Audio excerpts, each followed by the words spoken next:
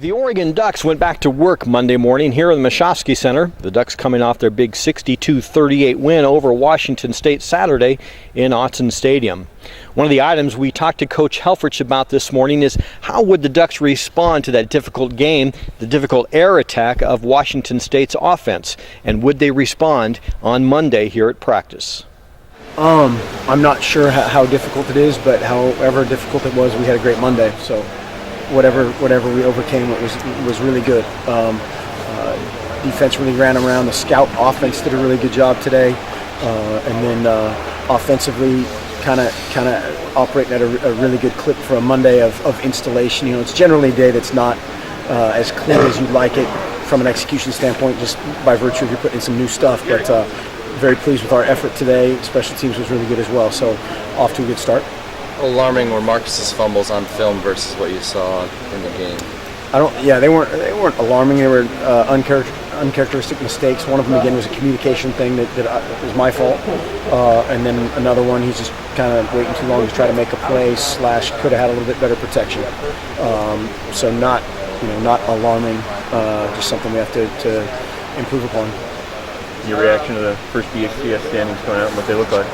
A lot of ball left to play, and we play UCLA. Is my reaction. It's great for the media. It's great for fans. It's great for, hey, what if this happens and that happens and this happens and the other guy happens and they played this other team, and I know that we play UCLA. That's all I know. You don't have a statistician going through the numbers telling you we don't. Rob Mosley has his abacus and Commodore 64. He's on it. What was your reaction to Coach Aliotti's comments? I think we've moved on sufficiently from that. Did you have to approach him, or was that something that he woke up the next morning and? I think we've covered a lot of ground there. Coach, I know you've talked a lot about him the past couple of days, but can you describe what Keenan Lowe does? Keenan Lowe's a stud. I mean, he's everything we want to be. He shows up with his gigantic electric smile and just works. He's a tough dude. Just a great teammate, a great guy to be around. Just exemplary of that, when we talk about a guy with an attitude that shows up and the place just gets better because of it, that's him. Was it the Cal game that you said was maybe one of his best? He didn't have a catch. I think that was one of them. I think that was one. I think he may have said if we were going to name an MVP for that game, it probably would have been him. And it was special teams, it was blocking. He had a couple. I can't remember if he had one. Maybe no, I don't know. But just a key guy. Escorted Braylon in on one of those punt returns in that game, as I recall. But that's just kind of his deal. He shows up, smiles, and guts it out.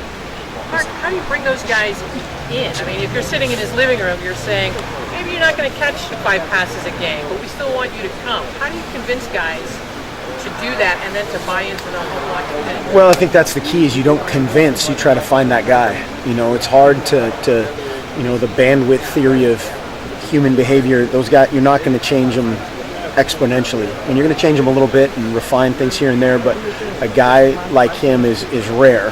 And we found a few of those guys that make that group special of tough guys that are willing to be selfless.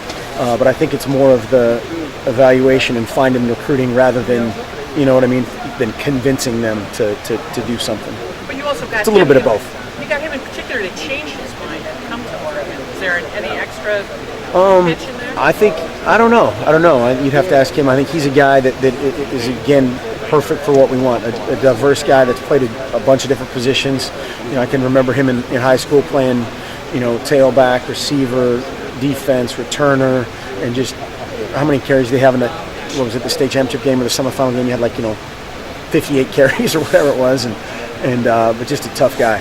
Tough dude. He said some of the big guys came up to him after his block that's from Thomas there and said that was one of the best blocks I'd ever seen by a wide receiver. How did that stack up for you? Yeah, it was sweet. We're gonna talk about that tonight in the team meeting, and it's on there again of just a guy just doing his job full speed, and again his smile lights everybody up. Mark, got a report on UCLA. What have you seen so far from them? They're sorry. They are all the place. Thank you. Ball's out. Thank you. Fumble. They're really good. They played a tough Stanford team last week.